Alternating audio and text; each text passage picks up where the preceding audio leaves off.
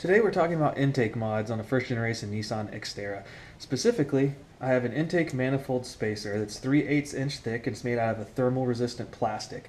And this spaces the upper intake plenum off of the lower intake manifold, and it should prevent some heat transfer from the lower manifold up to the intake plenum, which should keep your intake air a little bit cooler.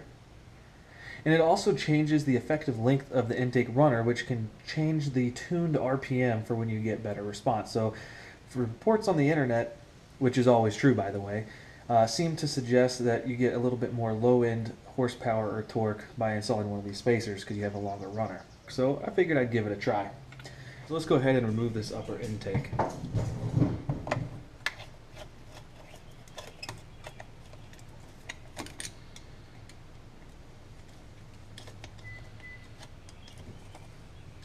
Hose clamp, mass airflow sensor,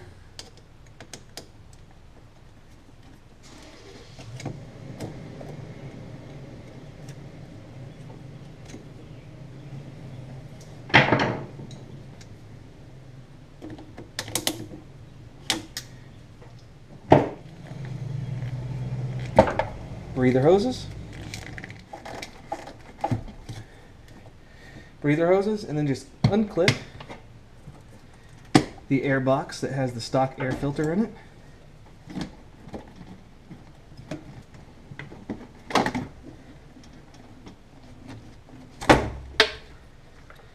Oh, I almost forgot the vacuum hose. Take that off.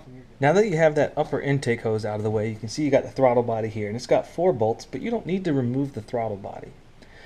But if you did remove the throttle body, you would notice that there's actually 2 rubber hoses underneath here, and those are coolant hoses because you actually have coolant that gets pumped from the engine block up into the lower intake manifold, up into the throttle body. That goes back into the upper intake plenum here, and then back into the engine block and through the cooling circuit to your radiator. So because we're moving the intake manifold as one unit, you don't need to disconnect the hoses underneath the throttle body, and you don't need to unplug anything or remove this. So if you look at the other items that are on this upper intake plenum, you have the throttle cables here, and they're bolted to the top of the plenum. You have a couple vacuum hoses associated with EGR valve, which is tucked up underneath here. This vacuum hose actually goes to a vacuum actuated plunger, which helps control that idle when you first start up. That's why you get a large spike when you first crank your engine.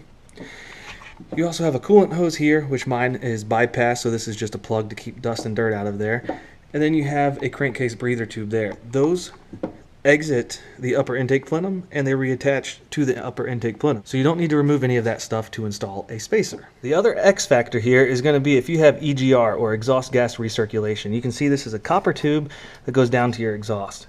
You should be able to flex that copper tube enough to be able to get that spacer in. So you also have a hose here that goes to the brake booster. You should have enough slack in this to slide your upper plenum up enough to get the spacer in, so you don't need to remove that either. So, what do you need to remove in order to get this intake manifold spacer in?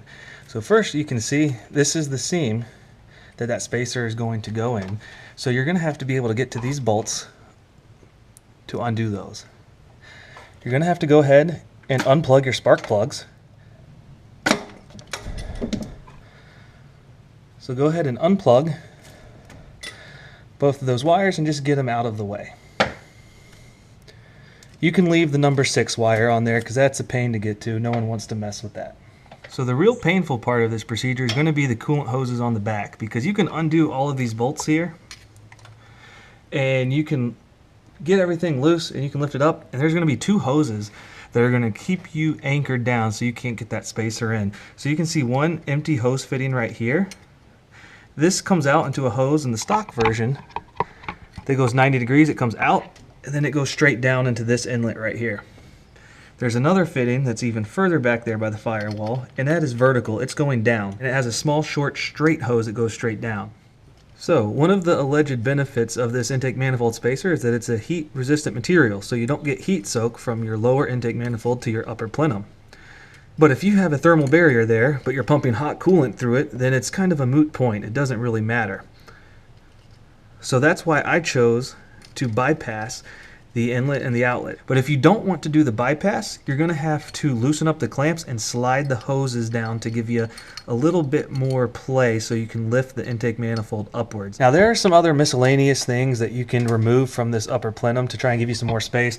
There's a ground connection and the wire harness is connected with a couple 10mm bolts. You can remove those if you want, but I think that I should be able to have enough access to get to these bolts and slide the spacer in.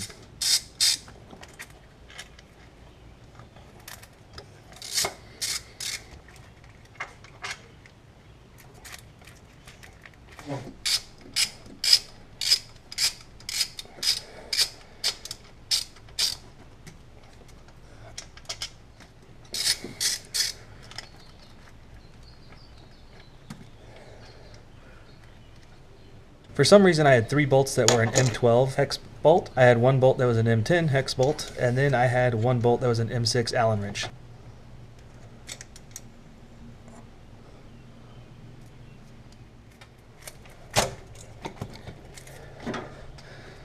Alright, so if you just pull up on that intake, you can see that I got some slack now.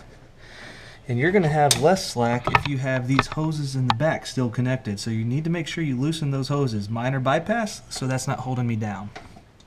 Just to give myself a little bit more room, you have a crankcase breather hose right here that connects to the manifold. And I'm just going to remove one of the ends so that it won't be holding the manifold down for me. You can see how much easier I can move that now. Okay. So now that you got this manifold and plenum separated, you can see my existing gasket is on the bottom side. So all I need to do is get my spacer and my second gasket, and I need to slide it on top of the existing gasket and bolt it back together. Now of course that's easier said than done, so it may take a little bit of maneuvering with the manifold.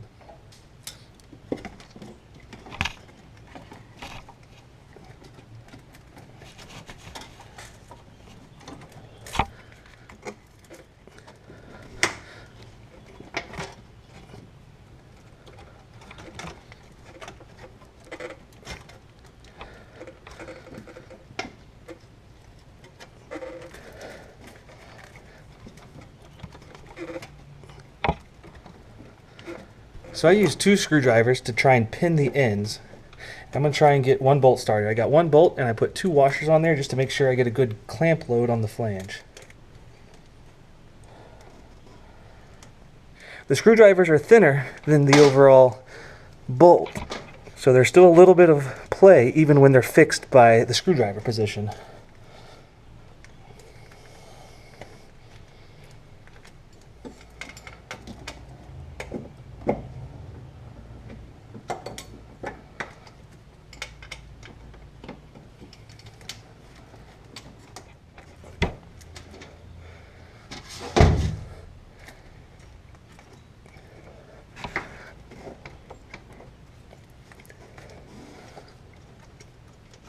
So go ahead and slide the crankcase breather tube back onto your valve cover and take some pliers and release the tension on the clamp and put it back on.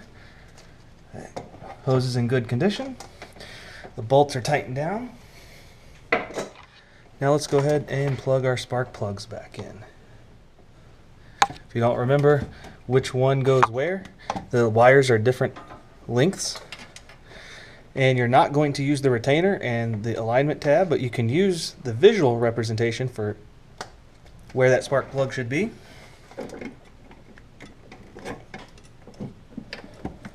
There you go, that gives me a little more room. Fish it down and listen for a good snap that tells you that your spark plug wire is connected to the spark plug. Retain your wires, and you should be good to go on this side of the engine.